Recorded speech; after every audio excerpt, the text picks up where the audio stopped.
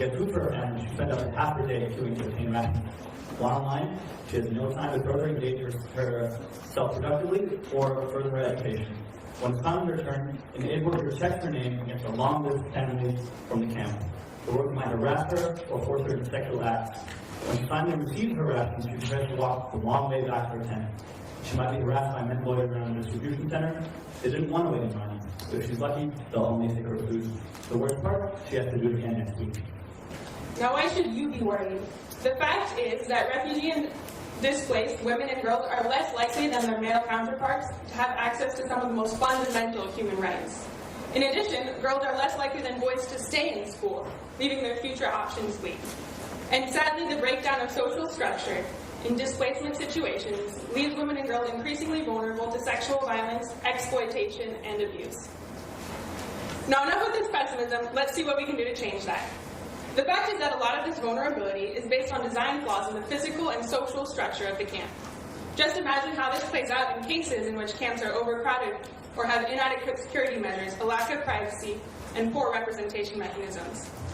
Our challenge was to design a camp from a woman's perspective.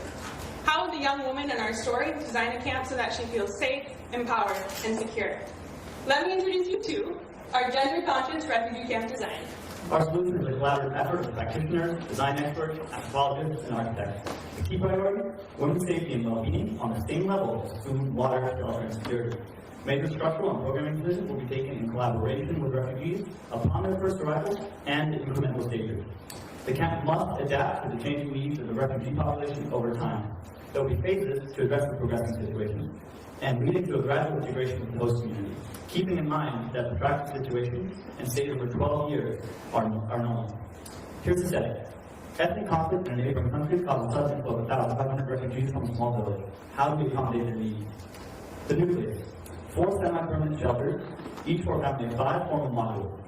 You can see an outside communal area that's shared, gender segregated latrines, and showers with safe blocks. The idea is to bring together basic services at the inter-family level, close to the security of their home. A drastic yet simple solution leads to less walking in unsafe areas, more dignity and privacy. 4 modules then form a community, with a community center of public meeting spaces, women's space, daycare facility, internet access, and a gender officer and community mobilizer. This alleviates security tensions, walking long distances, and in addition, we're decentralizing water tanks and washing facilities and increasing lighting, as well as implementing a blue light alarm system as can be found on many university campuses. We believe that these factors maximize the potential at the communal level, providing safe spaces, offering creative outlets, and opportunities to learn. A strong, healthy community for children and young mothers is a stronger community overall. Now, to the community integration. We acknowledge potential tensions between host and refugee communities. The key is to forge a lasting partnership, mobilizing resources and economic potential of both communities. A main road will run through the camp, acting as a lifeline to the community and providing links for economic integration with that local community. We emphasize shared services between those two communities to make them thrive together by providing all necessary human structures, hospitals, schools, sports facilities, meeting places, etc. Now, let's move to program design. So again, we're emphasizing a phased approach to community integration, which means that some of the following are services that will, with time, be offered to both the host community and refugee communities.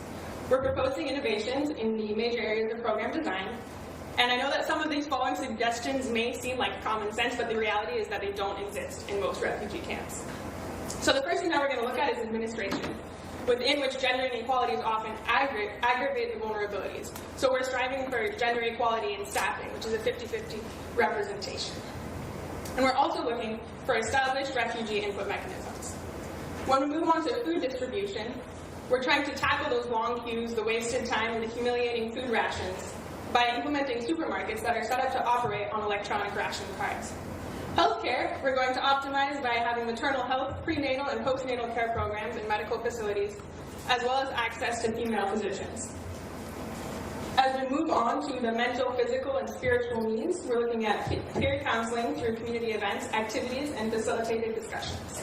We're also looking at implementing workshops to recognize and destigmatize mental health issues.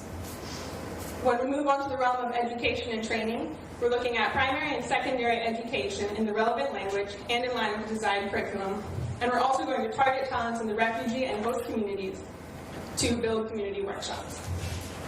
Implementing these services and design principles will make a world of difference, because it's only when we change the very core of the displacement experience that we can ensure that these women are safe and that the whole community is leading a dignified and empowering existence. In today's world, an innovative, gender-conscious refugee camp design should not be a privilege, but a right.